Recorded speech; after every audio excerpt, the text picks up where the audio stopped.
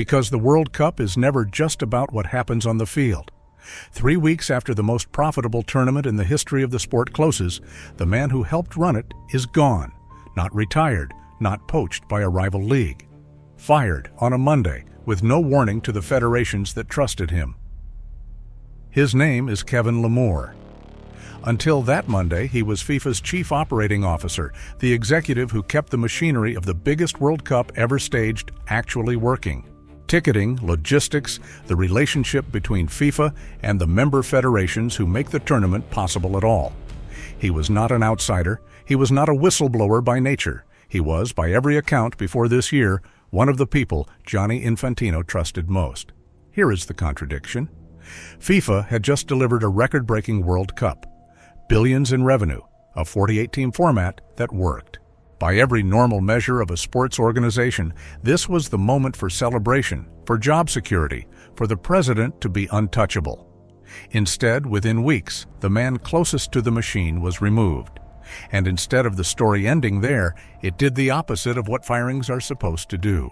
It started a chain reaction that, by the time this video was made, had turned 5 of FIFA's own 8 vice presidents against the president who ordered it. The question is not really about a personnel decision. The question is what Kevin Lamour saw inside the organization that runs the World Cup that made staying silent no longer an option for him and made removing him no longer contained for FIFA. What Lamour did before he was fired was refuse to stay quiet about something happening inside FIFA's finance division. In July, weeks before the World Cup even finished, FIFA had been working on a plan called FIFA Forward Enterprise. Not a marketing campaign, not a broadcast deal.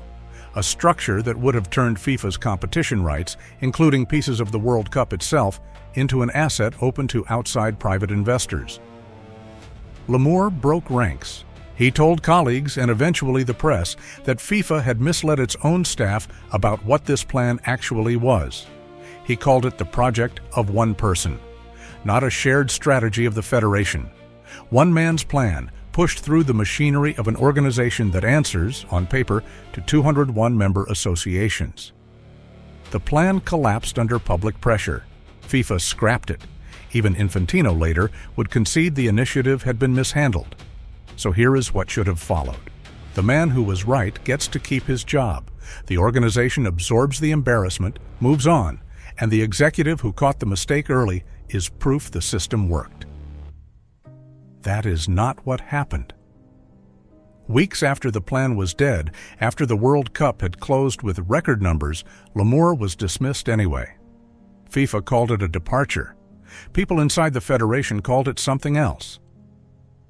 The question this video has to answer is not whether Lamour was fired. That part is public record. The question is why an organization would remove the one executive who had just been proven right, at the exact moment removing him would look the worst. What was worth that risk? And what Lamour's exit was about to set in motion inside a federation that was supposed to be more united than this. To understand why Lamour's exit mattered, you have to understand what his job actually was and how much FIFA depended on him getting it right. As chief operating officer, Lamour was not a spokesperson or a figurehead. He was the person responsible for the operational core of the tournament, the part that never makes highlight reels. Coordinating with 48 national federations that all wanted something different. Managing the logistics across 3 host countries, the United States, Canada, and Mexico, each with its own stadiums, its own regulations, its own political pressure. Keeping ticketing, hospitality, and broadcast operations aligned across a tournament that had grown larger than any World Cup before it. By every account before this year, he did that job well. The 2026 tournament closed as the most commercially successful World Cup in the sport's history. That success does not happen by accident, and it does not happen without someone inside the building making thousands of operational decisions correctly, week after week, for years. Inside FIFA, Lamour was not an activist. He was not the kind of executive who leaked to journalists or built a public profile separate from the organization. He was, functionally, part of Infantino's inner operational circle, one of the people trusted to execute the president's vision rather than question it. That is what makes what happened next so unusual. The break did not come from an outsider looking for attention. It came from someone who had every incentive to stay quiet and chose not to. Sometime in the months leading into 2026, FIFA's leadership began developing a structure known internally as FIFA Forward Enterprise. On paper, it was framed as a way to modernize how FIFA's competitions were financed. In practice, it would have created a private entity holding rights to FIFA tournaments, including elements of the World Cup itself, and opened that entity to outside investors. This was not a minor accounting change. It touched the core question of who actually owns the commercial future of the World Cup. A tournament that belongs, at least in theory, to 201 member federations was being reshaped into something an outside investor could buy a stake in. According to Lamour, the plan was not built or vetted through FIFA's normal collective process. He described it later as the project of one person, developed and advanced without the transparency FIFA's own staff and federations were owed. Member associations, the ones whose trust FIFA depends on to function at all, were not properly briefed before the plan started moving forward. This is the moment the problem stopped being theoretical. An organization built on the idea that the World Cup belongs to football, not to any single office inside FIFA headquarters, was quietly building a mechanism to sell a piece of it. And the person closest to the operational machinery of the tournament was the one who first said publicly that something was wrong. Every deal like this has a map of who wins and who loses. Inside FIFA Forward Enterprise, that map was uneven from the start. Infantino stood to gain the most. A private investment vehicle built around World Cup rights would have given FIFA leadership a new pool of capital and new leverage outside the slower, more accountable process of federation votes. Outside investors stood to gain access to one of the most valuable properties in global sport, something that had never been available to buy into before. On the other side stood the people the plan was never fully shown to. UEFA and CONMEBOL, the two confederations with the deepest financial stake in how FIFA's revenue gets structured, were not properly consulted before the plan surfaced publicly. National federations, the 211 organizations that are supposed to collectively own FIFA's decisions, learned about a plan to sell pieces of their own tournament largely after the fact. And then there was Lamour, positioned in the one place inside FIFA where operational reality and executive ambition collided directly. He was close enough to see how the plan was actually built, and senior enough that his objection could not simply be ignored as noise from outside. One figure in this map matters more than most because of what he would do later. Sándor Csányi, president of the Hungarian Football Federation, was not an outsider either. He sat on FIFA's council, held the role of UEFA treasurer, and was one of FIFA's own 8 vice presidents. He was, by structure, one of the people closest to the center of power, and he had already been uneasy about the plan before Lamour was ever fired. That detail matters for what comes next. This was not a story of outsiders attacking FIFA. It was a story of people inside the room, the ones who were supposed to protect the institution's credibility, beginning to conclude that the institution was protecting the wrong thing. Once the plan became public, FIFA did not defend it. Under mounting pressure from federations and confederations who felt blindsided, the organization walked FIFA Forward Enterprise back. Infantino himself would later acknowledge that the initiative had been mishandled. For most executives, being proven right in a moment like that is career protection, not career risk. Lamour had raised the objection before the plan collapsed, not after. His judgment had been validated by the outcome. FIFA's decision was not to correct course quietly and move on. It was to remove him. In August, weeks after the World Cup had closed and months after the plan he criticized had already been scrapped, FIFA confirmed that Kevin Lamour was no longer chief operating officer. The organization described it as a departure. It did not offer a detailed public explanation for the timing. That silence is what turned a personnel decision into a story people could not stop talking about. If Lamour's warning had been wrong or reckless or damaging to the organization, an explanation would have been easy to give. FIFA did not give one. And the absence of an explanation is exactly what let Gianni and others watching from inside the federation draw their own conclusion about what the decision actually meant. The reaction came fast, and it came from somewhere FIFA could not dismiss as outside noise. Sandor Gianni, one of FIFA's own 8 vice presidents, sent Infantino a letter, not a private grumble passed through aides, a formal written withdrawal of support later obtained and reported by international news agencies.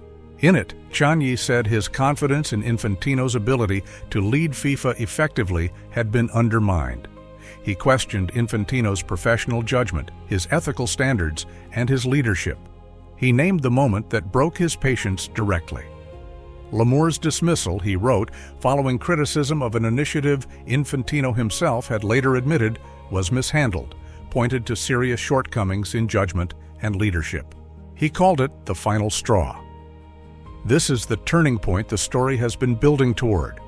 Not the firing itself, but what the firing revealed once someone inside the room said the quiet part out loud. Gianni did not need Lamour's warning about FIFA forward enterprise to be proven right after the fact. He had already been uneasy about the plan. What pushed him over the line was watching FIFA remove the one person who had said something about it. Other voices inside football's governing structures echoed the same red. A senior UEFA vice president called Lamour's removal a deeply troubling signal to anyone inside the sport hoping for reform. A national federation president described it more bluntly as management by fear. What had been, until this point, one executive's personal fallout became something else entirely. A test of whether the people meant to check FIFA's president from the inside still had the will to do it. Gianni's letter did not stand alone for long. Through August, a pattern that had been building quietly for months accelerated into something impossible for FIFA to ignore. Gianni became the 5th of FIFA's 8 vice presidents to publicly turn against Infantino. Only 3 remained openly supportive: Alejandro Dominguez of CONMEBOL, Patrice Motsepe of the African Confederation, and Oceania's Lambert Maltak. The rest, representing Europe, Asia, and North and Central America among them, had either withdrawn support outright or called for change. National federations moved in the same direction, one after another, across the month. Germany had already declined to back Infantino back in July. Greece withdrew support in August. Ireland rescinded its backing on the 13th. Israel followed on the 18th. Norway's federation president called directly for Infantino's resignation. Scotland, Serbia, Sweden, and Wales all pulled their support within the same stretch of days. None of these federations were reacting to Lamour's firing in isolation. They were reacting to what the firing confirmed, that the concerns raised over FIFA forward enterprise had been real and that the person who tried to stop it had paid for it with his job. Even outside football's own institutions, the story reached political leaders. Canada's Prime Minister, whose country had just co-hosted the tournament, said publicly that Infantino's failure to disclose the investment plan to FIFA's own advisors should be fatal to his position. What began as one executive's dismissal had become, within weeks, the widest and most public erosion of institutional support a sitting FIFA president had faced in years. By the time this story reached its current point, it was no longer contained inside FIFA's boardrooms. It had reached the people who actually fill stadiums and watch the tournament every 4 years. Fan organizations from all 6 confederations came together around a shared demand, launching a joint campaign calling for Infantino's resignation and structural reform inside FIFA. Groups representing supporters across Europe, South America, Africa, Asia, and North America, including bodies like the Independent Supporters Council in North America, put their names to the same petition. That kind of coordinated action across every confederation at once had not happened before in FIFA's modern history. Inside FIFA's own structure, the divide hardened rather than closed. UEFA, the Asian Confederation, and CONCACAF began discussing the possibility of a formal motion of no confidence. On the other side, CAF's Patrice Motsepe made a different argument, one about process rather than loyalty. Any move to remove a FIFA president, he said, should happen democratically through the vote of all 211 member associations at the scheduled election, not through pressure campaigns or resignations forced from outside that process. That argument is the one thing keeping Infantino in his position for now. Structurally, he remains eligible to stand again. Politically, the ground under him has shifted in a way it never had before. Support that used to be automatic is now something he has to fight to keep, federation by federation, confederation by confederation, in public. What Lamour's firing revealed was not a single scandal. It was how much quiet doubt about Infantino's leadership had already been sitting inside FIFA's own structure, waiting for one moment that made staying silent look worse than speaking up. There is a version of this story where Kevin Lamour is just a footnote. An executive who lost an internal argument and lost his job for it, forgotten within a news cycle. That is not the story that happened. Instead, the moment FIFA removed him became the moment its own leadership structure started to fracture in public. 5 vice presidents who were supposed to stand behind their president stopped standing behind him. National federations that had backed him for a decade started pulling that backing, one letter at a time. Fans on 6 continents, who normally have no formal voice inside FIFA at all, found one anyway. None of it happened because Lamour did something extraordinary. It happened because he refused to do something ordinary, stay quiet about a plan that treated the World Cup like an asset to be sold rather than a tournament held in trust for the game. And because FIFA responded to that refusal by removing him instead of explaining itself. Whether that decision costs Infantino the presidency in March is still an open question. What is no longer in question is what this moment already proved, that the World Cup is valuable enough for someone inside the room to try quietly selling a piece of it, and that it still matters enough to enough people, inside FIFA and outside it, that one man saying no was enough to shake the whole structure built to stop him.